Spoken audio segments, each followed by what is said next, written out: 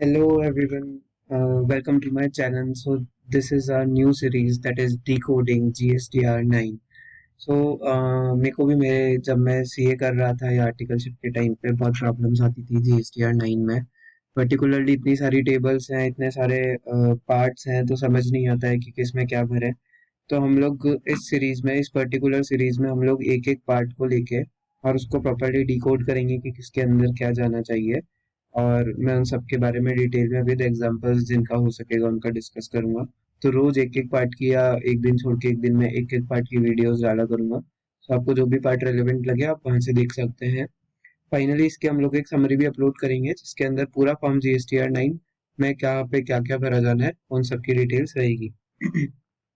तो बेसिकली मैं सबसे पहले एक इंट्रोडक्शन दे देता हूँ छोटा सा कि फॉर्म जीएसटीआर 9 किसको भरना है, क्या है, क्यों भरना है।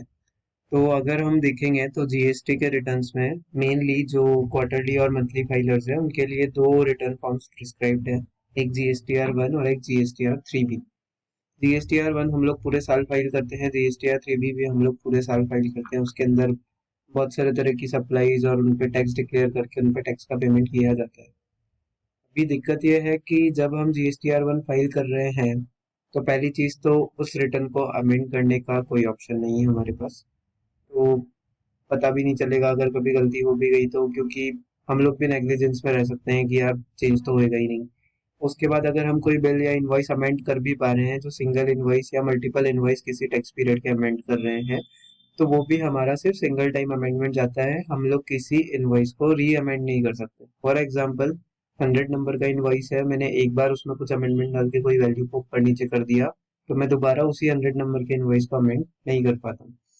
तो बेसिकली एनुअल रिटर्न में हम लोग को पूरा वही वापस रिकंसाइल करने का मौका मिलता है, क्या गलती है क्या नहीं है, जो कुछ रह गया हो वो हमें पता चल सकता है। और सो दैट हम लोग जितने भी एरर्स अगर कुछ चले गए हों गलती से या कैसे भी, तो उनको सही कर सके, और कुछ अगर टैक्स इवेजन हो गया हो गलती से तो उसका पेमेंट हम लोग वापस कर सकें। अभी एनुअल रिटर्न की ड्यू डेट्स क्या होती है? तो एनुअल रिटर्न के बेसिकली दो फॉर्म्स हैं, एक जीएसटीआर 9 और एक जीएसटीआर 9 सी। मैं नॉर्मल टैक्स पेयर्स की बात कर रहा हूँ। जीएसटीआर 9 की जो ड्यू डेट है वो अपनी 31 दिसंबर रहती है हर फाइनेंशियल ईयर एंड होने के बाद। तो मतलब फाइनेंशियल ईयर 23-24 के लिए जो ड्यू डेट है वो 31 दिसंबर 2024 है। एंड जीएसटीआर 9 सी जिसको हम रिकंसिलिएशन स्टेटमेंट भी बोलते हैं, उसकी भी सेम ड्यू डेट रहती है, that is 31 December of next financial year. मतलब अगर 31 मार्च 24 है तो वही 31 दिसंबर 2024 मेरी उसकी ड्यू डेट रहेगी। अब अगर मैं बात करूं कि एनुअल रिटर्न किस किस को भरना है, तो सेक्शन 44 सीजीएसटी एक्ट का हमें बताता है कि एनुअल रिटर्न रजिस्टर्ड पर्सन को भरना है, सारे रजिस्टर्ड पर्सन को भरना है, कुछ लोगों को छोड़ के। अब वो कुछ लोग कौन है? पहला है इनपुट सर्विस डिस्ट्रीब्यूटर, उसको ये नहीं भरना है। कैजुअल टैक्सेबल पर्सन और एनआरटीपी मतलब नॉन रेजिडेंट टैक्सेबल पर्सन को नहीं भरना है। जो बंदा टीडीएस कलेक्ट करता है मेरा, जीएसटी पे टीडीएस, जी हाँ दोस्तों, जो सेंट्रल गवर्नमेंट और स्टेट गवर्नमेंट्स अपना जीएसटी पे टीडीएस कलेक्ट करती है, या सॉरी डिडक्ट करती है, उनको एनुअल रिटर्न भरने का कोई रिक्वायरमेंट नहीं है। कोई भी पर्सन जो लायबल टू कलेक्ट टीसीएस है, यानी कि अपने जो ई कॉमर्स ऑपरेटर्स हो गए, उन लोग को भी एनुअल रिटर्न नहीं भरना है। कोई पर्सन ऐसा है जो ओआईडीएआर सर्विसेज दे रहा है आउटसाइड इंडिया से किसी ऐसे पर्सन को जो इंडिया में रजिस्टर्ड नहीं है, मतलब इंडिया में सर्विसेज तो दे रहा है बट उन पर्सन को दे रहा है जो अनरजिस्टर्ड इन इंडिया है। अगर रजिस्टर्ड है तो उसको वैसे भी टैक्स देना ही पड़ता है। तो अनरजिस्टर्ड इन इंडिया है और सामने वाला ओआईडीआर सर्विस प्रोवाइडर है, तो उसको भी एनुअल रिटर्न भरने की रिक्वायरमेंट नहीं है। नेक्स्ट अपना आता है central government, state government, local authorities, या फिर ऐसी चीजें जिनका ऑडिट करता है सी एंड ए जी, मतलब controller and auditor general of India. ठीक है, अगर ये इनकी ऑडिट कर रहा है तो इनको भी एनुअल रिटर्न भरने की जरूरत नहीं है। उसके अलावा जितने भी बचे हैं सबको जीएसटीआर 9 फॉर्म में एनुअल रिटर्न भरना है। तो मैंने क्या क्या एक्सेप्शन बोले, एक तो ISD input service distributor, CTP casual taxable person, NRTP non resident taxable person, TDS collect करने वाले, टीडीएस डिडक्ट करने वाले, टीसीएस कलेक्ट करने वाले, ओआईडीआर वाले, सेंट्रल गवर्नमेंट, स्टेट गवर्नमेंट। तो बेसिकली ये 5-6 लोग हैं। सारे स्पेशल केसेस हैं अगर हम लोग ध्यान देंगे तो, और इन स्पेशल केसेस में किसी को भी एनुअल रिटर्न नहीं भरना रहेगा। ठीक है, सेम टू सेम अगर हम बात करें तो गवर्नमेंट के पास पावर है कि वो नोटिफाई कर सकती है कि किसको एनुअल रिटर्न भरना है या नहीं भरना है। तो इसी तरह से गवर्नमेंट ने ना कुछ क्लास ऑफ पर्संस के लिए एनुअल रिटर्न को एग्जम्प्ट किया हुआ है। तो गवर्नमेंट बोलती है कि जिनका टर्नओवर अप टू ₹2 करोड़ है during the financial year, during the relevant financial year. अगर मैं फाइनेंशियल ईयर 23-24 की बात करूं, तो फाइनेंशियल ईयर 23-24 में अगर मेरा टर्नओवर अप टू ₹2 करोड़ है, तो मेरे को GSTR 9 में एनुअल रिटर्न भरने की जरूरत नहीं है। मैं फिर से रिपीट करूंगा, अगर फाइनेंशियल ईयर 2023-24 में मेरा टर्नओवर अप टू ₹2 करोड़ है, तो मेरे को GSTR 9 भरने की रिक्वायरमेंट नहीं है, मतलब मैंडेटरी नहीं है, एग्जाम्प्ट है मेरे लिए। मैं चाहूँ तो फिर भर लो। और GSTR 9C जो रिकंसिलिएशन स्टेटमेंट है, वैसे हम लोग उसको आगे नेक्स्ट लेंगे, बट अगर फॉर द नॉलेज पर्पज में बता दूं, जिनका टर्नओवर अप टू 5 करोड़ है, उनको GSTR 9C भरने की रिक्वायरमेंट नहीं है। मतलब अगर 2 करोड़ तक टर्नओवर है तो एनुअल रिटर्न भी नहीं भरना, और रिकंसिलिएशन स्टेटमेंट भी नहीं भरना, मतलब 9 और 9C दोनों नहीं जाएंगे। अगर मेरा 2 करोड़ से 5 करोड़ तक है तो GSTR 9 तो मैंडेटरी जाएगा, लेकिन 9C मेरा मैंडेटरी नहीं है, तो 9 भरना है, 9C नहीं भरना। अगर 5 करोड़ से ऊपर है तो फिर दोनों भरे जाने हैं। ठीक है। अच्छा, अभी कंपोजिशन टैक्स पेयर्स हो गए, ये तो मैंने बात करी मंथली वालों की, जो मैं बोल रहा था शुरू में ही कि मंथली टैक्स पेयर्स और क्वार्टरली टैक्स पेयर्स, जिनका कंपोजिशन ऑप्ट किया हुआ है, उनके लिए एक फॉर्म है GSTR 9A। GSTR 9 है, गवर्नमेंट ने बताया तो था बट नोटिफाई नहीं किया आज तक, तो वो अभी तक नोटिफाई नहीं हुआ है, तो इसलिए उसमें कुछ जाता भी नहीं है। ठीक है।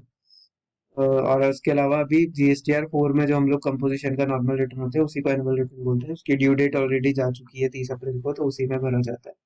अच्छा, उसके अलावा जो मैंने बोला था कि इलेक्ट्रॉनिक कॉमर्स ऑपरेटर जिसको टैक्स कलेक्ट करना है एट सोर्स, उसको एनुअल रिटर्न भरने की रिक्वायरमेंट नहीं है।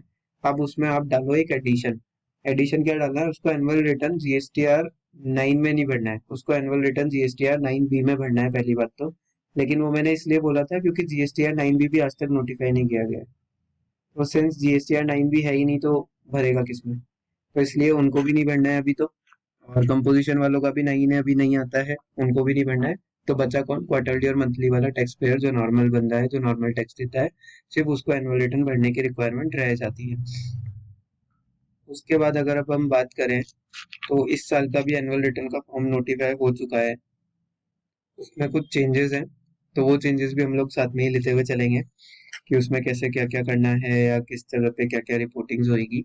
तो अब हम लोग स्टार्ट करते हैं। अच्छा, स्टार्ट करने के पहले एक बात बता दूं कि अभी फाइनेंस एक्ट 2023 से with effect from 1 October 2023 government बोलती है कि आप एनुअल रिटर्न GSTR 9 या फिर GSTR 9C रिकंसिलिएशन स्टेटमेंट को आगे के ड्यू डेट से आगे के 3 साल तक ही भर सकते हैं। जैसे ITR में अभी लिमिट लगी थी लास्ट टाइम, 1-2 साल पहले, उसी तरह इधर भी लिमिट आ चुकी है। तो अगर मेरा फाइनेंशियल ईयर 23-24 की मैं बात करूं, तो मेरा ड्यू डेट आएगा 31 दिसंबर 2024। उससे आगे की मैं 3 साल बात करूं तो 31 दिसंबर 25, 26, 27, मतलब मैं 31 दिसंबर 2027 तक ही फाइनेंशियल ईयर 23-24 का एनुअल रिटर्न भर सकता हूँ। उसके बाद मैं ये एनुअल रिटर्न कभी भी नहीं भर पाऊंगा। अगर मेरे को भरना है तो इन्हीं 3 सालों में भरना होगा। हाँ, 31 दिसंबर 2024 क्योंकि मेरी ओरिजिनल ड्यू डेट है, तो वहां तक तो मेरे को कोई लेट फीस लगेगी ही नहीं। अगर उसके आगे मैं लेट हो जाता हूँ तो मेरे को लेट फीस तो देनी ही देनी है। तो आज हम लोग एनुअल रिटर्न के दो पार्ट्स को देखेंगे। पहला पार्ट है पार्ट नंबर 1, GSTR 9 का फॉर्म GSTR 9 की मैं बात कर रहा हूँ। पहला है पार्ट नंबर 1, दूसरा पार्ट नंबर 2। हम ये दोनों पार्ट्स को कंप्लीट करेंगे, इसमें क्या डिटेल्स कहाँ पे कैसे क्या भरी जानी है, उन सब के बारे में बात करेंगे।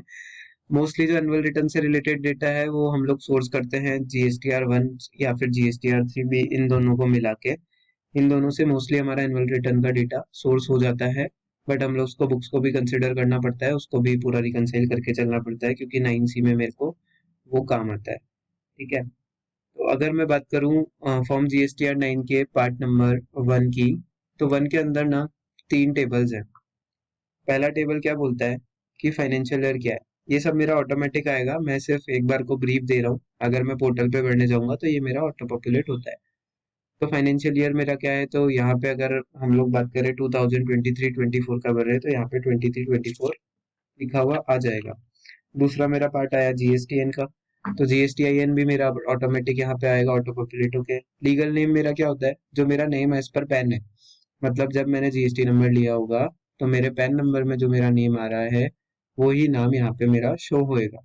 जैसे अगर मैं फॉर एग्जांपल बात करूं, मद्रास रबर फैक्ट्री लिमिटेड, ये है लीगल नेम। और ट्रेड नेम क्या है? MRF tyres.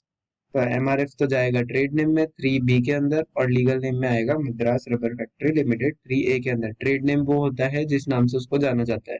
हो सकता है बहुत से लोगों को अभी मद्रास रबर फैक्ट्री नहीं पता होगा जो मैंने बोला है, बट उसका लीगल नेम यही है। ओरिजिनल नेम जो है, मेन नेम जो है, जो ट्रेड नेम से हम उसको जो जानते हैं उसको एमआरएफ के नाम से जानते हैं। तो ट्रेड नेम में एमआरएफ आएगा, लीगल नेम में वो आएगा। ये वैसे भरा हुआ आता है, अगर ट्रेड नेम भरा हुआ नहीं आ रहा है तो हम लोग यहाँ पे डाल सकते हैं। ठीक है, here we complete our part 1 of GSTR 9। Let's move towards part 2।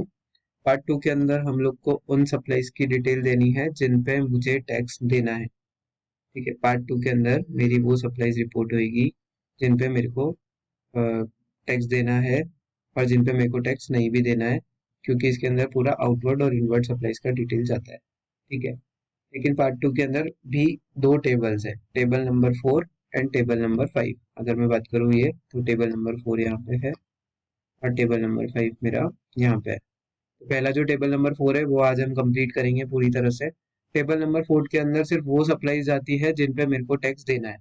ठीक है, तो पार्ट 2 के अंदर क्या गया, मेरा आउटवर्ड और इनवर्ड का पूरा डिटेल जाएगा जो मैंने ड्यूरिंग द फाइनेंशियल ईयर किया है। उसके अलावा अगर मैं बात करूँ टेबल नंबर 4 की, तो उसके अंदर मेरी वो सप्लाईज जाएगी जो मैंने during the financial year inward ली है या आउटवर्ड दी है, और उस पे मेरे को टैक्स देना था। आउटवर्ड पे तो मुझे टैक्स देना ही होता है, किसी को इन्वर्ट के लिए डाउट आ रहा हो तो इन्वर्ट से इनका मतलब है मैंने रिवर्स चार्ज मैकेनिज्म के अंदर कोई सप्लाई ली हो इन्वर्ट में, जिस पे मेरे को आउटपुट जमा करना था। फॉर एग्जाम्पल एडवोकेट सर्विसेज या जीटीए की सर्विसेज, या फिर कोई ऐसा गुड्स जिस पे रिवर्स चार्ज टैक्स एप्लीकेबल है। अगर मैं बात करूं टेबल नंबर 4A की, तो पहला आता है अपना supplies made to unregistered persons. अब इसके लिए हम सबसे पहले खुद बात के खोल के जाएंगे और अपने जीएसटीआर 1 के पास पहुंच जाएंगे। जीएसटीआर 1 को जैसे ही हम लोग खोल के देखेंगे तो हम लोग को जीएसटीआर 1 में एक B2C का टेबल होता है और एक B2C के अमेंडमेंट का टेबल होता है। वो सारे कॉलम्स अपने को देखने हैं फटाफट। तो इसके अंदर जितने भी रिपोर्टिंग्स होगी सारी B2C वाली सप्लाईज की रिपोर्टिंग होगी। ठीक है, अभी B2C की सप्लाईज में क्या क्या आ गया, जो भी मैंने अनरजिस्टर्ड पार्टीज को या मेरे नॉर्मल कस्टमर्स को जो रजिस्टर्ड नहीं है, जिनको इनपुट नहीं मिलता है, जिनको इनपुट नहीं मिलता है, या जिनके पास जीएसटी नंबर नहीं है, मेरे कहने का मतलब ये है कि जिनका जीएसटी नंबर नहीं है या जो अनरजिस्टर्ड है, उन सबकी सेल्स मेरे को यहाँ पे रिपोर्ट करनी है। ठीक है, अगर ये कहाँ कहाँ से रिपोर्ट करेंगे सर, तो उसका मैं बता देता हूँ। जीएसटीआर 1 में टेबल नंबर 5 है जिसके अंदर इंटर स्टेट सप्लाईज अगर हम लोग किसी अनरजिस्टर्ड पर्सन को करते हैं 1 लाख से ज्यादा की, जिसको हम लोग बेसिकली B2CL भी बोलते हैं। अच्छा, यहाँ पे ध्यान देना, यहाँ पे सिर्फ B2C लिखा है, B2CL या B2CS नहीं लिखा है, सिर्फ B2C लिखा है। इसका मतलब मेरी सारी कस्टमर सप्लाईज, मेरी सारी अनरजिस्टर्ड सप्लाईज यहाँ पे रिपोर्ट होगी, वेदर इट इज B2CS और इट इज B2CL। चाहे वो B2CS हो चाहे वो B2CL हो, मेरे को मेरी सारी सप्लाईज जो कस्टमर को है, जो अनरजिस्टर्ड कस्टमर को है, वो यहीं पे रिपोर्ट करनी है। ठीक है, अभी यहाँ पे जो सप्लाईज हम रिपोर्ट करेंगे उसमें कस्टमर की सेल तो आएगी ही आएगी, लेकिन अगर उस कस्टमर को मैंने कोई क्रेडिट नोट इशू किया है बाद में, या मैंने उसकी सेल्स में कुछ अमेंडमेंट किए हैं, तो वो पूरा मेरा नेट फिगर पूरा सब एडजस्टमेंट होके मेरा यहाँ पे दिखेगा। टेबल 4A के अंदर मेरा पूरा सब कुछ एडजस्टमेंट होके, चाहे मैंने उसमें कुछ भी एडजस्टमेंट डाला हो, क्रेडिट नोट का, डेबिट नोट का, उसको कुछ अमेंड करने का, या कोई सेल का या कोई सेल्स रिटर्न्स का, वो सब मेरा नेट ऑफ होके यहाँ पे जाएगा। कोई सेपरेट रिपोर्टिंग B2C की इसके बाद नहीं आने वाली है। मतलब मेरा B2C यहाँ आके पूरा कंप्लीट हो जाता है, मेरे को कंप्लीट B2C की रिपोर्टिंग यहीं पे करनी रहेगी। मैं इसके लिए ना एक एग्जांपल ले लेते हैं अपन लोग टेबल नंबर 4 के लिए। तो मैं एक एक्सेल शीट पे हूँ, यहाँ पे आ जाता हूँ। मेरा एक सेकेंड, ठीक है, अब विजिबल हो जाएगा। तो अगर मैं बात कर रहे हैं अभी हम लोग टेबल नंबर 4A के लिए, ये वाला टेबल। ठीक है, तो इसका एग्जांपल हम लोग यहाँ पे लेते हैं यहाँ पे देखने का।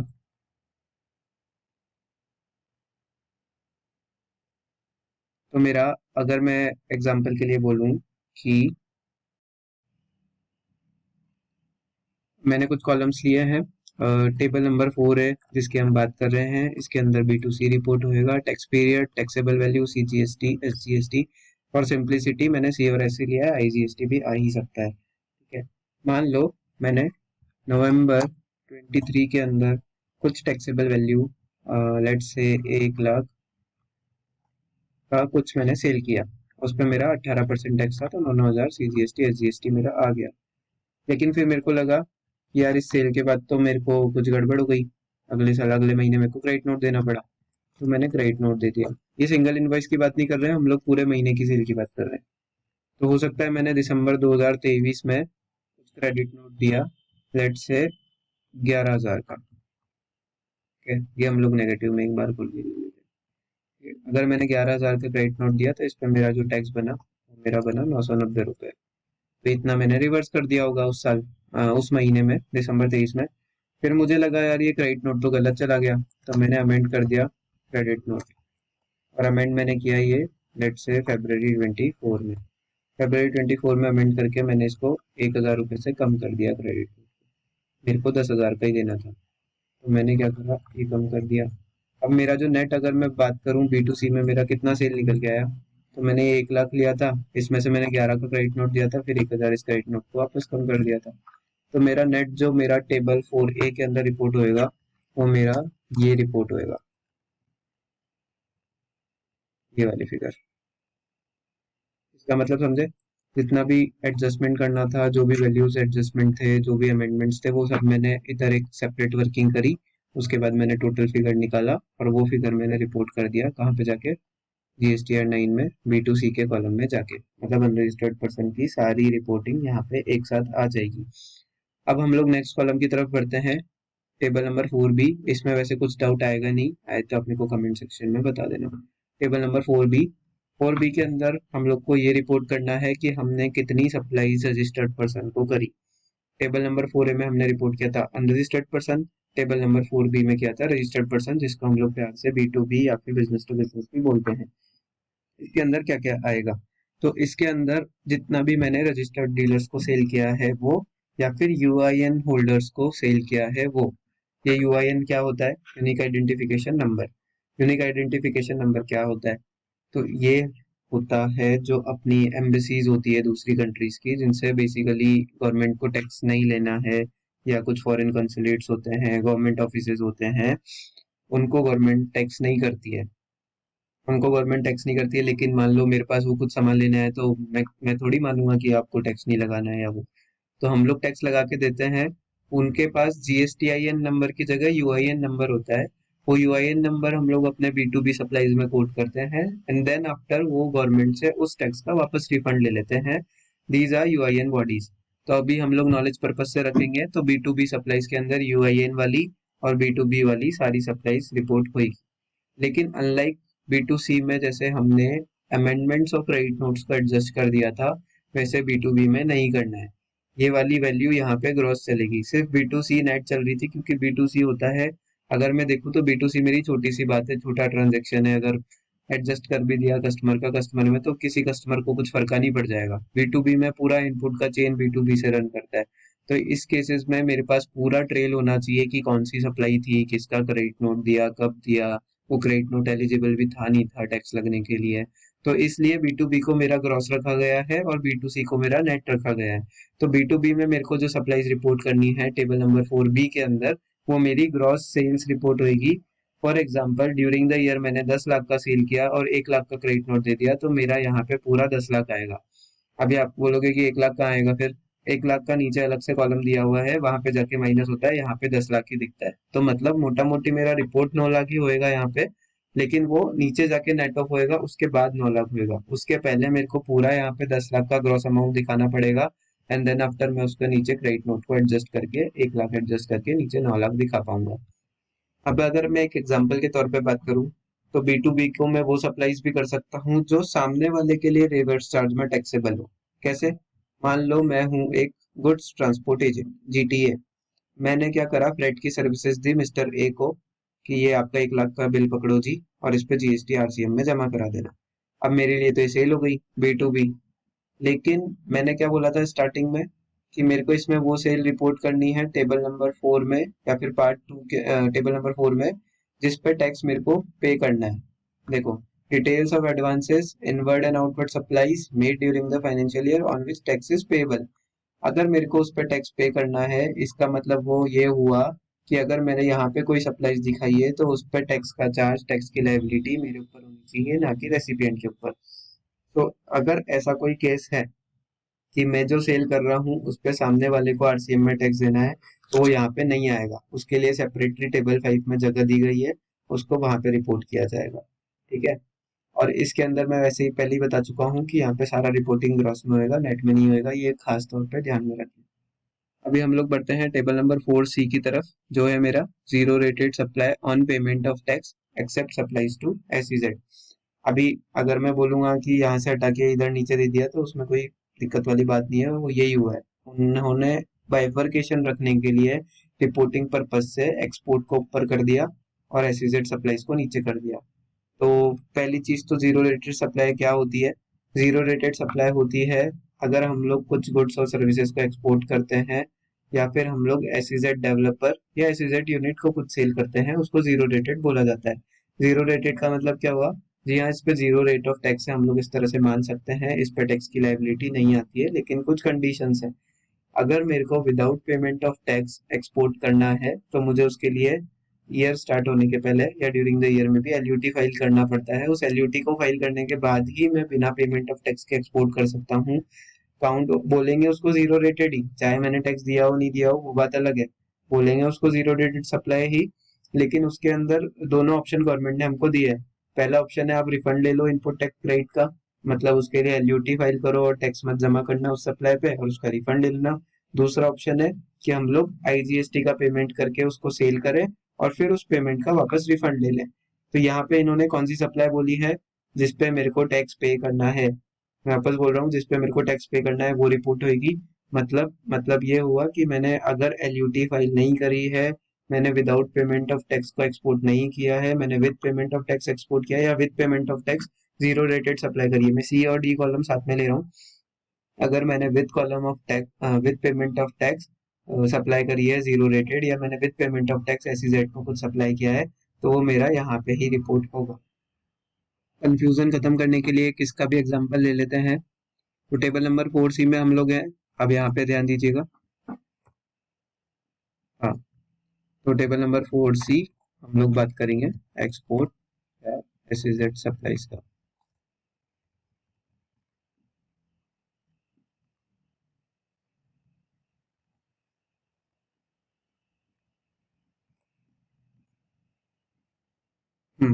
तो मान लो मैंने दो तरह से एक्सपोर्ट किया।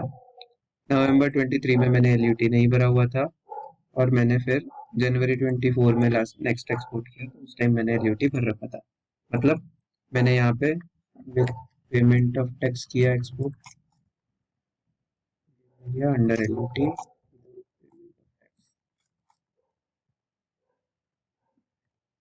अगर मैंने इस तरह से किया हुआ है और मान लो मेरी टैक्सेबल वैल्यू है यहाँ पे 5 लाख, यहाँ पे मेरी 1 लाख, और हाँ, C और S चार्ज नहीं होगा इसमें, GST बोल देते हैं। ठीक है, IGST मेरा लगा, विद पेमेंट ऑफ टैक्स था तो IGST लगेगा ही सही। तो नेट यहाँ पे कुछ लगेगा ही नहीं, क्योंकि विद पेमेंट ऑफ टैक्स सही नहीं है यहाँ पे। अब मेरा जो रिपोर्ट होएगा, to be reported, to be reported क्या है मेरा? जल्दी से सोचो। ये तो विदाउट पेमेंट ऑफ टैक्स है। टेबल नंबर 4 बोलता है पेमेंट ऑफ टैक्स वाला चाहिए, तो मेरे को ये रिपोर्ट करना है। ठीक है, मतलब टेबल नंबर 4 में मेरा ये रिपोर्ट होएगा। ये तो फाइनली टेबल नंबर 4 में मेरे को वो रिपोर्ट करना है जिस एक्सपोर्ट पे या SEZ सप्लाईज पे मैंने टैक्स पे किया है। ठीक है, अभी हम लोग वापस और आगे बढ़ते हैं। अब आ जाते हैं डीम्ड एक्सपोर्ट की तरफ। अब डीम्ड एक्सपोर्ट क्या होता है? डीम्ड एक्सपोर्ट भी एक तरह से वही ट्रांजेक्शन है, बट ये थोड़ा सा हम लोग को अगर देखना पड़े तो कस्टम्स की तरफ जाना पड़ेगा। डीम्ड एक्सपोर्ट उसको बोलते हैं कि अगर कोई गुड्स मैंने इंडिया में मैन्युफैक्चर किया है, अगर कोई गुड्स मैंने इंडिया में मैन्युफैक्चर किया है, सर्विसेज की बात नहीं कर रहा हूँ, सिर्फ गुड्स। अगर कुछ मैंने गुड्स इंडिया में मैन्युफैक्चर किया है और वो गुड्स नोटिफाई किया हुआ है सेक्शन 147 ऑफ CGST एक्ट। अब बोलोगे 147 क्या है? वो मैंने खोल ही रखा है, ये रहा। इसमें भी कुछ नहीं लिखा हुआ है, इसने भी ये बोला है कि हम नोटिफाई कर देंगे, ठीक है। लेकिन इसमें एक चीज लिखी हुई है, वो बहुत इंपॉर्टेंट है इस केस में, क्योंकि वर्ड तो क्या लिखा हुआ है, एक्सपोर्ट। अगर हम लोग नीचे जाके देखेंगे तो ये क्या बोलता है कि काउंसिल में notify certain supplies as goods supply of goods as deemed exports where goods supply do not leave India and payment of सब supplies received in Indian rupees और इन कन्वर्टेबल फॉरेन एक्सचेंज अगर वो goods India में manufacture हुआ है। इसका मतलब क्या हुआ? इसका मतलब ये हुआ कि मैंने कुछ गुड्स इंडिया में मैन्युफैक्चर किए हैं, उसके लिए कुछ इनपुट्स मैंने इंपोर्ट किया हो और उसके बाद मैं उस गुड्स को बेच रहा हूँ, तो मेरे को उसको डीम्ड एक्सपोर्ट माना जाएगा। अब इसके अंदर गवर्नमेंट ने नोटिफिकेशन नंबर 48/2017 के थ्रू एक कुछ लिस्ट दी है कि किन किन को अपने को गुड्स माना जाएगा, तो अब डीम्ड एक्सपोर्ट माना जाएगा। तो पहला है supply of goods by registered person against advance authorisation. Advance authorisation क्या होता है?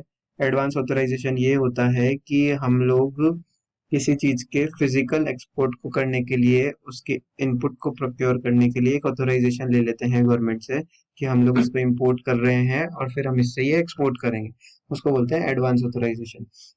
तो अगर मैं एडवांस ऑथराइजेशन के अगेंस्ट कोई गुड्स को एक्सपोर्ट कर रहा हूँ या कुछ गुड्स को सप्लाई कर रहा हूँ, अगर मैं export promotion capital goods authorisation के अगेंस्ट कर रहा हूँ, यानी कि जिसको हम ईपीसीजी बोलते हैं, या फिर मैं किसी ईओयू को सप्लाई कर रहा हूँ। ईओयू क्या होता है? जो आगे उसको एक्सपोर्ट करेगा, या सॉफ्टवेयर टेक्नोलॉजी पार्क या इलेक्ट्रॉनिक हार्डवेयर टेक्नोलॉजी पार्क जो अप्रूव्ड है फॉरेन ट्रेड पॉलिसी के थ्रू, वो लोग मेरे ये होते हैं ईओयूज। और उसके अलावा अगर कोई public sector bank advance authorisation के अगेंस्ट गोल्ड सप्लाई कर रही है, तो अगर मोटा मोटी मैं याद दिलाऊं, हम लोग इस प्रोविजन को नहीं पढ़ रहे हैं इसलिए मैं इतना डिटेल में नहीं जा रहा हूँ। एडवांस ऑथराइजेशन के अगेंस्ट मैं कुछ भी कैपिटल गुड्स या कुछ और सप्लाई कर रहा हूँ, ईओयू को मैं कुछ सप्लाई कर रहा हूँ और कोई public sector bank gold supply कर रही है एडवांस ऑथराइजेशन के अगेंस्ट, तो इन सबको डीम्ड एक्सपोर्ट माना जाता है। ये डीम्ड एक्सपोर्ट यहाँ पे रिपोर्ट होता है और इस पे जो भी मेरा टैक्स आना है वो यहाँ पे रिपोर्ट होएगा, ठीक है। इसके अंदर भी इंक्लूडिंग अमेंडमेंट अगर मैंने कुछ किया हुआ है तो वो यहीं पे ही डिक्लेयर हो जाएगा। अगर मैंने कोई अमेंडमेंट किया है वो यहीं पे डिक्लेयर हो जाएगा। Same in case of zero rated analysis act, कुछ अमेंडमेंट किया है यहीं पे एडलेस हो जाएगा, है ना। अभी अमेंडमेंट के लिए एक GSTR 1A फॉर्म भी नोटिफाई हुआ है, लेकिन GSTR 1A एप्लीकेबल हुआ है जुलाई 2024 से, तो 23-24 के लिए उसको भूल जाना, क्योंकि ये 24-25 के एनुअल रिटर्न में काम आएगा। 23-24 के जो अमेंडमेंट मैंने GSTR 1 में ही दिखाए हैं वही अमेंडमेंट मेरे यहाँ पे जाएंगे, ठीक है। अभी तक मैंने ग्रॉस सिर्फ एक चीज बताई है, B2B वाली। बाकी मैंने बोला है इसका अमेंडमेंट इसमें डालो, इसका अमेंडमेंट इसमें डालो, इसका अमेंडमेंट इसमें डालो, इसका अमेंडमेंट भी इसमें डालो। ग्रॉस क्या गया मेरा? सिर्फ B2B, ठीक है। ये भी हो गया, डीम्ड एक्सपोर्ट भी हो गया। अब आता है मेरा advance on which tax is been paid but invoice has not been issued not covered under A to E above. ये सबसे इम्पोर्टेंट टॉपिक है। इसमें क्या होता है ना, बहुत बार होता है ऐसा, मतलब मैंने भी प्रैक्टिकली देखा है, हो सकता है आपके साथ भी हुआ है। हम लोग क्या करते हैं, GSTR 1 में जितने भी एडवांसेस आए ना सबकी डिटेल इसमें डाल देते हैं कि भैया ये सारे एडवांसेस है, जबकि एक्चुअल में ये टेबल का डिमांड ही कुछ और है। ये टेबल बोलता है कि वो एडवांसेस मेरे को बताओ जिनका इनवॉइस इशू नहीं किया हो आपने। मतलब अगर मैं देसी भाषा में बोलूं तो जो एडवांसेस रिसीव हुए माइनस जो मेरे एडवांस एडजस्ट हो चुके हैं, उसके अलावा जो एडवांस बच रहे हैं वो यहाँ पे आएंगे, समझे। जो एडवांसेस मेरे इशू रिसीव हुए उसमें से माइनस अगर मैंने किया, जो एडवांस मेरे एडजस्ट हो गए, तो बचे हुए ही मेरे रिपोर्ट को आएंगे इसके अंदर। तो अगर मैं एक एग्जांपल के थ्रू समझाऊं, या फिर अगर हम लोग एक बार एडवांस की भी नॉर्मल अगर ऐसे ही बात कर लें कि क्या प्रोविजन बोलता है, तो देखो, गुड्स का टाइम ऑफ सप्लाई कब आता है? Date of issue of invoice और last date on which invoice is to be issued, यही आता है सेक्शन नंबर 31 में जो लास्ट डेट दे रखी है वो, ठीक है। तो अगर मैं बात करूं गुड्स का टाइम ऑफ सप्लाई, तो date of issue of invoice के हिसाब से चल रहा है, तो गुड्स पे तो एडवांस पे टैक्स है ही नहीं। तो अगर आपका क्लाइंट सिर्फ गुड्स में डील करता है तो भूल जाओ, यहाँ पे कुछ आएगा ही नहीं, तो कोई टेंशन वाली बात ही नहीं है, क्योंकि एडवांसेस पे टैक्स लगेगा नहीं। लेकिन अगर मैं बात करूं सर्विसेज का, तो सर्विसेज का टाइम ऑफ सप्लाई ना पेमेंट के टाइम ही आ जाता है, अगर पेमेंट मेरा अर्लियर हो गया। तो सर्विसेज का अगर मेरे को एडवांस रिसीव हो रहा है तो उस पे मेरे को टैक्स देना पड़ता है एट द सेम टाइम। जब मेरे को एडवांस रिसीव हो गया वो मेरा तभी टाइम ऑफ सप्लाई में आ जाता है, तभी वो मेरा सप्लाई में कवर हो जाता है और मेरे को उस पर टैक्स जमा कराना पड़ता है। तो इन केस मेरा क्लाइंट सोली सर्विस प्रोवाइडर है तो, और या फिर मेरा क्लाइंट दोनों तरह की चीजों में डील करता है, आई मीन गुड्स और सर्विसेज दोनों में डील करता है, तो तो ही यहाँ पे एडवांसेस का डिटेल आएगा, अदरवाइज यहाँ पे डिटेल नहीं आएगा। ठीक है। अगर कोई एडवांसेस रिसीव कर रहा है तो उसको ये भी चेक कर लें आप साथ ही में कि वो रिसीट वाउचर भी बना रहा है या नहीं बना रहा है, क्योंकि रिसीट वाउचर बनाना मैंडेटरी है और सेपरेट एडवांसेस का अकाउंट्स को मेंटेन करना भी मैंडेटरी है। आप लोग को लिटिगेशन में भी ये बहुत हेल्प करेगा अगर एडवांसेस के अकाउंट सेपरेटली मेंटेन होंगे, क्योंकि कब रिसीव हुआ और कब एडजस्ट हुआ वो ट्रैक करना GSTR 1 से इतना पॉसिबल नहीं है। हम लोग के पास पर्टिकुलर डिटेलिंग अगर रहेगी कि कौन सा इनवॉइस इशू हुआ है और कौन सा एडवांसेस के अगेंस्ट हुआ है, तो लिटिगेशन में भी कहीं कहीं पे हेल्प मिलेगी ही मिलेगी। मान लो मेरा कुछ एडवांस रिसीव हुआ कोई ऐसे गुड्स के लिए, सॉरी ऐसी सर्विसेज के लिए जो एग्जाम फ्रॉम टैक्स है, तो वो यहाँ पे आएगा क्या? फिर वही वाली बात हो रही है कि यहाँ पे सिर्फ वही आएगा जिस पे टैक्स मेरे को देना था, वो नहीं आएगा जिस पे टैक्स मेरे को नहीं देना था। तो इन केस अगर मेरे को किसी एग्जाम चीज के लिए एडवांस रिसीव हो रहा है तो उस पे टैक्स वैसे भी नहीं लगना है, तो यहाँ पे रिपोर्ट भी नहीं होना है। यहाँ पे सिर्फ वही रिपोर्ट करेंगे जिस पे मेरे को टैक्स देना है। तो इसका एक हम सिंपल सा एग्जांपल ले लेते हैं, टेबल नंबर 4F का। वापस आते हैं यहाँ पे ध्यान देना।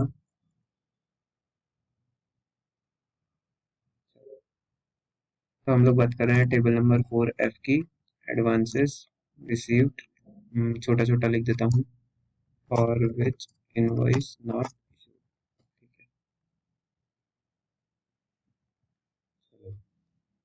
अगर मैं एग्जांपल के तौर पे बोलूँ कि मैंने क्या करा, एडवांस रिसीव करा।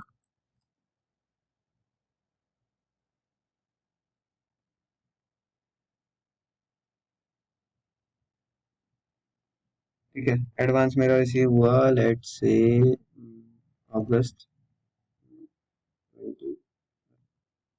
23 में।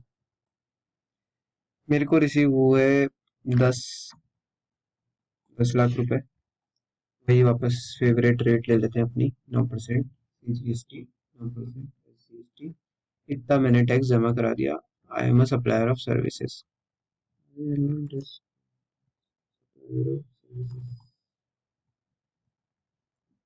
ठीक है,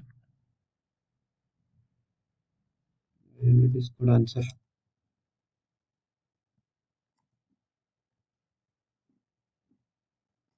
चलो, I am supplier of services, तो एडवांस रिसीव हुआ मेरे को अगस्त 2023 में 1 लाख रुपए का। इस पे मैंने 90 90 सॉरी 10 लाख रुपए का, इस पे मैंने 90 90 हजार का टैक्स जमा करा दिया होगा। उसके बाद मैंने क्या करा, इस एडवांस के अगेंस्ट बिल इशू करे। भाई अब मैंने नाचना चालू किया, इन्होंने बोला कि भाई 4 साल 4 महीने तक नाचता रहे। तो 4 महीने तक, अब 1 महीना नाचा तो 1 महीने का बिल बनाया। तो पहले मैंने इनवॉइस नंबर 1 इशू किया। इनवॉइस नंबर 1,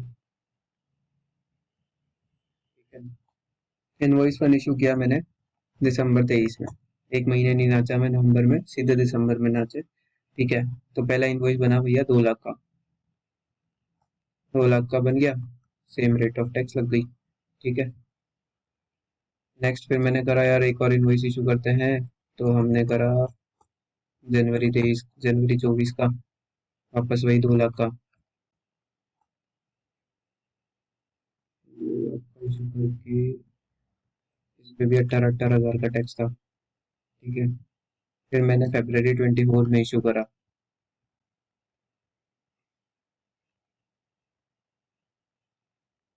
इस बार मैंने 1 लाख का करा, 9 हजार का टैक्स दिया। फिर मैंने March 24 में फाइनल इनवॉइस इशू किया। कितने का करें? 4 लाख का कर देते हैं। ठीक है, अब मैं देखूं तो मेरे को टोटल एडवांस आया था 10 लाख रुपए। उसमें से मैंने दो का इनवॉइस ये दे दिया, दो का इनवॉइस फिर दे दिया, एक का इनवॉइस फिर दे दिया, एक इनवॉइस फिर दे दिया। तो मेरा 1 लाख अभी भी ऐसे हैं जिसकी इनवॉइसिंग मैंने करी ही नहीं है। तो मैंने क्या बोला था, यहाँ पे क्या रिपोर्ट होएगा, advances on which tax has been paid. जब ये एडवांस आया था तो मैंने यहाँ पे टैक्स पे कर दिया था, क्योंकि मैं एक सप्लायर सर्विस प्रोवाइडर हूँ। तो मैंने यहाँ पे टैक्स पे कर दिया। उसके बाद मैंने टैक्स पे करने के बाद इनवॉइसेस इशू करना चालू करे, तो मैंने 4 महीने तक अलग अलग इनवॉइसेस इशू किए, कभी 2 लाख का, कभी 1 लाख का, कभी 4 लाख का। और फाइनली मेरा जिस अमाउंट पे इनवॉइस अभी तक इशू नहीं हुआ है, जिसको हम लोग प्यार से बोलते हैं अनएडजस्टेड एडवांसेस, वो मेरा यहाँ पे रिपोर्ट होएगा। अब अगर इसका किसी को लॉजिक समझना हो तो एक सिंपल सा लॉजिक है। मानो मैं रजिस्टर्ड सप्लायर हूँ, मतलब ये सर्विस प्रोवाइडर तो रजिस्टर्ड हो गई सही, सर्विस रेसिपिएंट भी रजिस्टर्ड है। रेसिपिएंट, ठीक है, सर्विस रेसिपिएंट भी रजिस्टर्ड है, प्रोवाइडर भी रजिस्टर्ड है, मान लो एक बार के लिए। तो एडवांस जब मैंने रिसीव किया होगा तो मैंने 10 लाख रुपए का एडवांस रिसीव्ड में डिटेल दिखाई होगी GSTR 1 में, और इस पे ये 90-90 हज़ार रुपये टैक्स जमा कर दिया होगा। फिर मैंने मान लो इनवॉइस नंबर 1 इशू किया, तो मैंने इसको कहाँ रिपोर्ट किया होगा? B2B में, ये सामने वाला क्रेडिट तो लेगा इसकी, तो सामने वाले ने B2B में इसकी क्रेडिट ले ली। और मैंने क्या करा, मेरे जैसे ही B2B में दिखाया तो मेरे आउटवर्ड में 18,000 वापस पकड़े होगा इसने। तो फिर मैंने नीचे एक और एडवांस से एडजस्टेड का कॉलम होता है GSTR 1 में, वहां पे दिखा दिया होगा। तो मेरा उत्ते से 18,000 रुपये से वापस मेरा आउटपुट कम हो गया होगा। तो मेरा नेट इम्पैक्ट क्या हुआ? जीरो हो गया। सेम मैंने यहाँ किया, यहाँ भी किया, यहाँ भी किया। तो फाइनली सिर्फ 1 लाख रुपए ऐसे बचे थे जिसको मैंने एडजस्ट नहीं किया था। और बचे हुए का मेरा अगर मैं देखूँ तो 9 लाख रुपए की मैं बिलिंग कर चुका हूँ B2B के अंदर, मतलब हर महीने B2B के। और B2B मैंने कौन सी टेबल में रिपोर्ट किया? Table number 4B। मतलब मेरा वो वाला फिगर तो ऑलरेडी यहाँ इंक्लूडेड है ही सही ना, जिसपे मैंने एडवांसेस पे बिल इशू कर दिए। तो मेरा बचा तो वही वाला जिसपे मैंने कुछ भी इशू नहीं किया, इनवॉइस इशू नहीं किया। तो इसलिए यहाँ पे वो इनवॉइसेस, वो एडवांसेस रिपोर्ट होंगे जिसपे इनवॉइस मेरा इशू नहीं हुआ है। तो मतलब advances on which tax has been paid but invoice has not been issued, not cover under A to E above. यानी कि इन सारों के अंदर अगर कवर नहीं है तो वो यहाँ पे आ जाएगा जिसपे भी मैंने इनवॉइस इशू नहीं किया है। ठीक है, अभी हम लोग नेक्स्ट चलते हैं। Inward supplies on which taxes to be paid on reverse charge basis. तो ये क्या है? गवर्नमेंट ने कुछ गुड्स नोटिफाई कर रखे हैं, कुछ सर्विसेज नोटिफाई कर रखी है जिस पे मेरे को RCM में टैक्स जमा कराना होता है। तो फॉर एग्जांपल मैंने GTA सर्विसेज ली, या कोई एडवोकेट की सर्विसेज ली, कोई टिम्बर टोबैको प्रोडक्ट खरीदा जिस पे RCM एप्लीकेबल है, या मेटल खरीदा, मेटल पे भी अभी RCM आ गया है, तो मेटल खरीदा उस पे RCM एप्लीकेबल है। Metal scrap, actually metal scrap है वो, तो मेटल स्क्रैप खरीदा उस पे RCM है। तो अगर वो सब मैं कुछ खरीद रहा हूँ तो उसका डिटेल अगर मैंने ड्यूरिंग द फाइनेंशियल ईयर उस पर जो भी टैक्स पे किया है RCM में, वो यहाँ पे मेरे को रिपोर्ट करना है। अब यहाँ पे ध्यान रखिएगा, ऊपर के सारे कॉलम मेरे GSTR 1 से निकल रहे थे। भाई 1 में सबकी डिटेलिंग थी, 3B में तो टोटल जाता है, बट हेड वाइज 1 में मेरे को इजीली मिल सकता था। सिर्फ मेरे को वेरीफाई करना था और डालना था आगे। लेकिन मेरा इनवर्ट सप्लाईज का डिटेल मेरे को सबसे पहले जो पता चलेगा, वो मेरे को पता चलेगा GSTR 3B से, कि भैया मेरे को इस पे टैक्स दिया है या नहीं दिया है, या देना था कितने पे दिया है, किस अमाउंट पे दिया है। तो मेरे को GSTR 3B से ही पता चलेगा कि कितना इनवर्ट सप्लाईज पे। अब इनवर्ट सप्लाईज भी दो तरह से है। एक तो मैंने बोला स्पेसिफाई गुड्स और सर्विसेज की, और एक मैंने बोला कि कुछ अनरजिस्टर्ड पर्सन से अगर मैं इनवर्ट सप्लाई ले रहा हूँ तो उस पर भी RCM है। लेकिन वो क्या है, गवर्नमेंट ने एक कैटेगरी नोटिफाई करी हुई है। जो हमारे प्रमोटर्स ही होते हैं, जो बिल्डिंग्स वगैरह बनाते हैं, रेजिडेंशियल बिल्डिंग्स, उनके लिए बोला हुआ है कि आपको 80% इनपुट आपको 80% इनपुट रजिस्टर्ड पर्सन से परचेज करनी है। अगर कुछ शॉर्टफॉल है तो उस पे 18% से आप RCM पे कर दो, और अगर सीमेंट का आपने परचेज किया है तो आप उस पे 28% से RCM पे कर दो। ठीक है, तो प्रोविजन पे वापस मैं बोल रहा हूँ, अगेन मैं प्रोविजन पे नहीं जाऊंगा, मैं एकदम बेसिक आइडिया दे रहा हूँ। तो अगर मेरा वो सारे RCM है तो वो सब मेरे यहाँ पे रिपोर्ट होंगे। अगर मान लो 1 लाख का मैंने कुछ लॉयर से सर्विसेज ली, उस पे 9-9 हज़ार का मेरा GST था, तो मेरा इस वाली टेबल पे आएगा 1 लाख, और यहाँ पे CGST SGST में आएंगे मेरे 9-9 हज़ार रुपए की। बात चली रही है तो इसके लिए एक इम्पॉर्टेंट अमेंडमेंट है। अभी रिसेंटली एक सर्कुलर आया था 26 जुलाई 2024 को 211 करके। उसमें CBIC क्या बोलता है कि फाइनेंशियल जिस RCM के अंदर सेल्फ इन्वॉइसिंग करनी होती है सब रेसिपिएंट ऑफ सर्विसेज को, तो हमको सेल्फ इन्वॉइसिंग करनी है, या गुड्स का रेसिपिएंट है तो उसको सेल्फ इन्वॉइसिंग करनी है। तो जिस फाइनेंशियल ईयर में मैं सेल्फ इन्वॉइसिंग करूंगा, मेरी इनपुट टैक्स क्रेडिट को अवेल करने की टाइम लिमिट उसी फाइनेंशियल ईयर से काउंट होगी। मतलब मैंने 23-24 का कोई RCM की सप्लाईज थी जिसकी सेल्फ इन्वॉइसिंग मैंने 24-25 में करी है, तो उसकी ITC में 24-25 की ITC की ड्यू डेट मतलब 30 नवंबर 25 तक मैं ले सकता हूँ उसकी इनपुट। ठीक है, लेकिन अगर मैंने 23-24 के RCM की पेमेंट 24-25 में करी हुई है तो उसका इनपुट भी मेरे को फिर 24-25 में ही मिलेगा। ये बोलता है, एक प्रेस रिलीज है 3 जुलाई 2019 की है प्रेस रिलीज। क्या बोलती है कि अगर मैंने 18-19 में कोई 17-18 का आरसीएम का टैक्स पे किया है तो मेरे को उसका इनपुट भी 18-19 में ही मिलेगा। सिमिलरली अगर मेरे कहने का मतलब यह है कि कोई मेरा एक्सपेंस तो इनकर हो गया था लेकिन मैंने उस पर आरसीएम जमा नहीं कराया, तो आरसीएम में जिस ईयर में जमा करा रहा हूँ उस ईयर में मेरे को उसकी क्रेडिट एलिजिबल होगी। उसके पहले मेरे को उसकी क्रेडिट एलिजिबल नहीं होगी। अगर मैंने ले ली है तो उस पर मेरे को बेकायदा इंटरेस्ट देना पड़ सकता है जब तक मैंने आरसीएम उसका जमा नहीं कराया है। तो सिमिलरली अगर मैं जीएसटीआर 9 की बात करूं तो कोई 23-24 का आरसीएम था जो मैंने 24-25 में जमा किया है, तो मेरे को ये 24-25 के जीएसटीआर 9 में दिखाना है, ना कि 23-24 के जीएसटीआर 9 में। ठीक है, और क्रेडिट भी इसकी 24-25 के जीएसटीआर 9 में ही आएगी, ना कि 23-24 के जीएसटीआर 9 में, क्योंकि ये मेरी बात करता है मैंने ड्यूरिंग द ईयर कितना पे किया है या नहीं किया है। और इसकी वजह से अगर इस डिफरेंस की वजह से मेरा कुछ जीएसटी टर्नओवर में मिसमैच आता है तो मेरा 9C के थ्रू रिपोर्ट होएगा। वो जब हम 9C पढ़ेंगे तब हम इसके बारे में बात करेंगे। ठीक है, अभी इस टेबल के बाद ना दो टेबल्स और हैं। एक टेबल और है एक्चुअली 4G1 जो सिर्फ ई कॉमर्स ऑपरेटर्स को दिखती है। उस पे वो होता है कि 95 सेक्शन 95 जो बोलती है कि ई कॉमर्स ऑपरेटर को किन सप्लाई पे टैक्स देना था, तो वो सप्लाईज उसमें रिपोर्ट होती है टेबल नंबर 4G1 के अंदर। तो ये अभी हमारे इसमें ये नॉर्मल फॉर्म है तो इसमें नहीं दिखेगी, तो जो ई कॉमर्स वाले हैं जो ई कॉमर्स प्लेटफॉर्म्स हैं उनको ये दिखेगी कि उसके अंदर भी पूरा नेट ऑफ होके जाता है। वो इतना इंपॉर्टेंट नहीं है क्योंकि ई कॉमर्स वाले तो यूट्यूब पर वीडियो नहीं देख रहे होंगे। ठीक है, तो हमारा जो नॉर्मल की हम बात करते हैं तो 4G तक ही हमारा पूरा कंप्लीट हो गया है। अभी 4H के अंदर ऑटोमेटिक टोटल आएगा ए से लेके जी तक का, मतलब जिन जिन सप्लाईज पे मेरे को टैक्स देना था वो सबका टोटल आ गया है।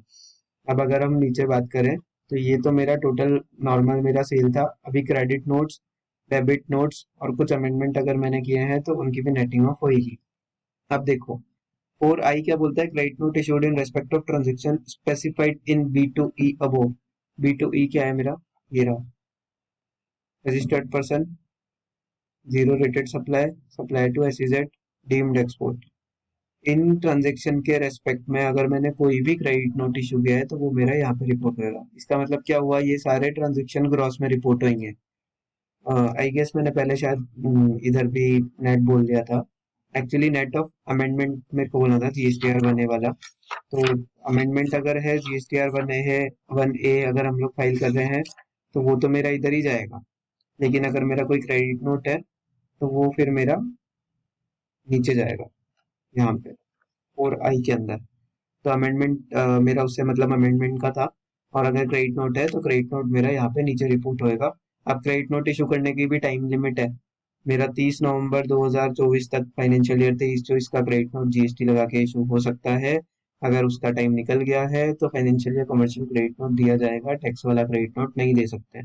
अच्छा, डेबिट नोट, डेबिट नोट की टाइम लिमिट, डेबिट नोट की भाई कोई टाइम लिमिट नहीं है, जब टैक्स देना चाहो दे सकते हो सरकार को, सरकार राजी है लेने के लिए। सिर्फ क्रेडिट नोट इशू करने की टाइम है क्योंकि इससे मेरा लाइबिलिटी कम हो जाता है। अब अगर मैं क्रेडिट नोट भी देखूँ तो मेरा किन किन केस के अंदर क्रेडिट नोट इशू कर सकते हैं ये गवर्नमेंट ने थोड़ा बहुत बताया हुआ है। अगर मान लो मैंने एक से ज्यादा टैक्स इनवॉइस इशू किए हैं और टैक्सेबल वैल्यू है जो टैक्स इनवॉइस में है वो ज्यादा हो गई है एक्चुअल टैक्सेबल वैल्यू जिसकी सप्लाई हुई है उससे, तो मैं उस केस में क्रेडिट नोट इशू कर सकता हूँ। अगर सेम वाइस वर्सा केस है कि मैंने एक से ज्यादा इनवॉइसेस इशू किए हैं और टैक्सेबल वैल्यू कम आ रही है और जबकि एक्चुअल वैल्यू ऑफ सप्लाई है टैक्सेबल वैल्यू वो ज्यादा है, मैं उस केस में डेबिट नोट इशू कर सकता हूँ। ठीक है, नेक्स्ट मेरा पार्ट आ सकता है कि मान लो मैंने एक से ज्यादा इनवॉइस इशू किए हैं और मेरा जो टैक्स मैंने चार्ज किया है वो ज्यादा चार्ज हो गया है जबकि एक्चुअल जो टैक्स चार्ज होना था वो कम होना था, तो मैं उस केस में वापस क्रेडिट नोट इशू कर सकता हूँ। सेम मेरा वाइस वर्सा केस है, अगर मैंने एक से ज्यादा इनवॉइस इशू किए हैं और मेरा जो टैक्स चार्ज होना था वो कम चार्ज हुआ है और टैक्सेबल वैल्यू ज्यादा आ रही है एक्चुअल गुड्स की या एक्चुअल सप्लाई की, तो मैं उस पर डेबिट नोट इशू कर सकता हूँ। क्रेडिट नोट में एक और चीज है, अगर मैंने जो गुड्स सप्लाई किए हैं वो रिटर्न हो गए हो या फिर गुड्स जो मैंने सप्लाई किए हो उनमें कुछ तो डेफिशिएंसी हो, फॉर एग्जांपल कुछ क्वालिटी इश्यूज हो, तो उस केस में भी मेरा क्रेडिट नोट इशू किया जा सकता है। एक बेसिक छोटी सी एडवाइजरी थी कि किन किन केसेस में क्रेडिट नोट्स या डेबिट नोट्स आएंगे। ठीक है तो वो सारे हैं।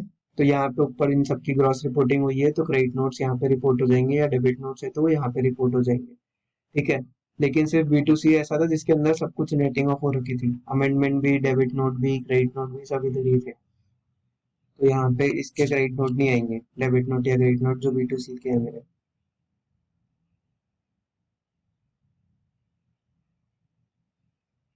अभी नेक्स्ट हम लोग आ जाते हैं टेबल नंबर 4 जे पे। हो गया है हमारा, के पे आ जाता है, ठीक है। टेबल नंबर 4 के और 4 एल क्या है? मान लो कोई इनवॉइस मेरा गलत चला गया था या कुछ उसके अंदर प्रॉब्लम हो गई थी किसी भी तरह का, तो मेरे को यहाँ पे उसके अमेंडमेंट्स डिक्लेयर करने हैं, ठीक है। अगर मैंने उस क्रेडिट नोट या डेबिट नोट में भी कुछ फर्दर अमेंडमेंट किया है तो वो भी यहीं पे ही मेरा एडलेस होकर डिक्लेयर होएगा। तो क्या बोला, अगर मेरा कुछ गलत चला गया था क्रेडिट नोट या डेबिट नोट, तो वो मेरे को यहाँ पे अमेंड करना है, या फिर मेरा कोई इनवॉइस गलत चला गया था ऊपर वाला, तो वो मेरे को यहाँ पे अमेंड करना है, ठीक है। अगर अमेंड करना नहीं है, जो मैंने अमेंडमेंट अगर किया है तो वो यहाँ पे आएगा। तो वो अमेंडमेंट अगर मेरा यहाँ पे आ रहा है, तो और उसके अंदर भी मैंने कुछ फर्दर क्रेडिट नोट को अमेंड कर दिया, तो वो भी मेरा यहाँ पे दिखेगा। तो वो सारा मेरा अमेंडमेंट इधर आ जाएगा। अगर उस अमेंडमेंट की वजह से मेरा सेल इंक्रीज होता है तो यहाँ पे आएगा। उस अमेंडमेंट की वजह से मेरा अगर सेल डिक्रीज होता है तो वो यहाँ पे आएगा। फॉर एग्जाम्पल अगर मैं एक एग्जाम्पल पकड़ते हैं, जैसे मान लो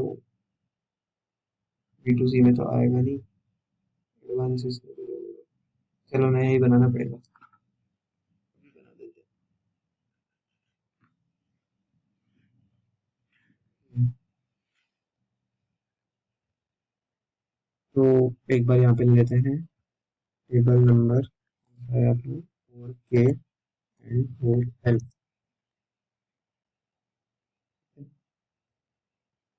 अमेंड टू, अगर अमेंडमेंट किया है मैंने 4 बी का, 4 सी का, 4 डी का, 4 ई का, फिर फर्दर मेरा आ गया 4 आई credit notes, 4 J debit notes and refund voucher अगर मेरा कोई है तो। अच्छा, तो मतलब सर यहाँ पे ही नेट हो रहा है, बाकी सब जगह क्रॉस है? हाँ, बाकी सब जगह क्रॉस ही है। कुछ इसमें थोड़ा बहुत फ्लॉ भी है GSTR 9 के एडवाइजरी में। वो बोलता है GSTR 1 ऐसे आपने जो अमेंड किया है वो ऊपर दिखाएं, फिर नीचे अमेंडमेंट में बोलता है कि वो नीचे दिखाएं। तो हम लोग अगर अब सिंप्लिसिटी के लिए रखें तो हम लोग सारा चीजें अमेंडमेंट यही रिपोर्ट करेंगे, एक ही जगह हो जाएगा। तो ये सब ग्रॉस जाएगा, B2C नेट जाएगा, सारे अमेंडमेंट डेबिट क्रेडिट नोट्स नीचे जाएंगे। तो अगर मैं अमेंडमेंट की बात करूं, अगर मैंने 4B मतलब मेरा ये वाला B2B कुछ अमेंड किया है वो, 4C जीरो रेटेड कुछ अमेंड किया है वो, 4D जो मेरा सप्लाई टू SEZ है वो, डीम्ड एक्सपोर्ट में कुछ अमेंडमेंट है वो, 4I, अब देखो F छोड़ दिया एडवांसेस वाला, और RCM में कुछ अमेंडमेंट जाता ही नहीं है, ऑप्शन ही नहीं है, तो वो छोड़ दिया, एडवांसेस में भी नहीं जाएगा, ठीक है। 4I के बाद 4I और 4J मतलब मैंने कोई क्रेडिट नोट में अमेंडमेंट किया है, कोई डेबिट नोट में अमेंड किया है, और एक मैंने ले लिया रिफंड वाउचर। अगर मैंने कोई रिफंड वाउचर इशू किया है तो वो भी मेरा यहाँ पे ही जाएगा, मतलब मेरा रिफंड वाउचर मेरे को यहाँ एडवांसेस में एडजस्ट नहीं करना है। तो इसी एग्जांपल को अपडेट कर लेते हैं अब अपन। मान लो यहाँ पे कुछ मैंने रिफंड वाउचर इशू कर दिया था, यहाँ पे लड़ाई हो गई हमारी और रिफंड वाउचर आया ये भी मैंने March 24 में इशू करा। मैंने कहा यार ये तो तेरे 90,000 वापस पकड़। 90,000 का मैंने रिफंड वाउचर दे दिया। अब मेरा अनएडजस्टेड एडवांसेस कितना है जिनका इनवॉइस इशू नहीं हुआ, वो तो 1 लाख ही है, और मेरा रिफंड वाला वाउचर कितना हुआ, 90,000 रुपये। तो ये तो मेरा रिपोर्ट होएगा कहाँ पे, ये मेरा जाएगा 4F में, और मेरा जो रिफंड वाउचर है ये मेरा कहाँ पे जाएगा, ये मेरा जाएगा 4L में, जहाँ पे मेरी सप्लाईज कम हुई है, ठीक है।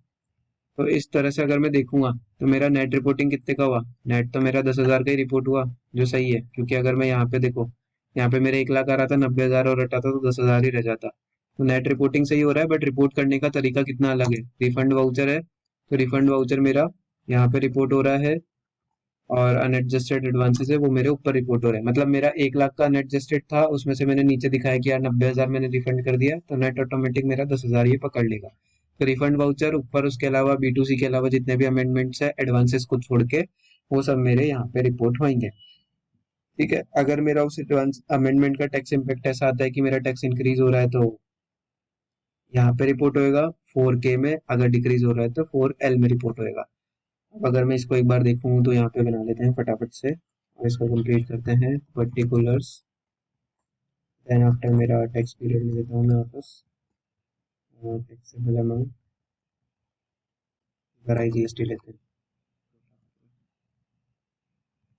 ठीक है। अब अगर मैं आया पर्टिकुलर्स, मान लो मेरा मैंने कुछ इंटरेस्ट रेट अप्लाई किया, ठीक है। उसके बाद मैंने नवंबर 23 में ही किया था ये सप्लाई, मैंने किया था 1 2 3 4 5 1 लाख का, और 1 लाख का, और इस पे मान लो मैंने 5,000 रुपये का टैक्स लगाया था 5% के रेट के, ठीक है। ये 5,000 का टैक्स लगा था। अब मान लो मैंने क्या करा, एक क्रेडिट नोट इशू किया इस इंटरेस्ट रेट सप्लाई का, क्रेडिट, ठीक है, ये मैंने इशू किया जनवरी 24 में, कितने का, -20,000 का, 5% टैक्स लगा दिया, 1,000 का ये हो गया। अब फिर मेरे को पता चलता है यार ये क्रेडिट नोट तो गड़बड़ था, इसमें तो कुछ अमेंडमेंट करना था, ये क्रेडिट नोट जो था ये 20,000 का नहीं जाना था, ये तो जाना था 10,000 का, ठीक है। तो अब मैंने 10,000 से क्या करी होगी, सेल वापस मेरी इंक्रीज करी होगी, भाई मैंने 1 लाख की सेल दिखाई, 20,000 का माइनस दिखाया, तो अभी मैंने 80,000 दिखा दिया, मेरे को 90,000 दिखानी है, तो मैंने क्या करा होगा, अमेंड क्रेडिट, ये मैंने करा February 24 में,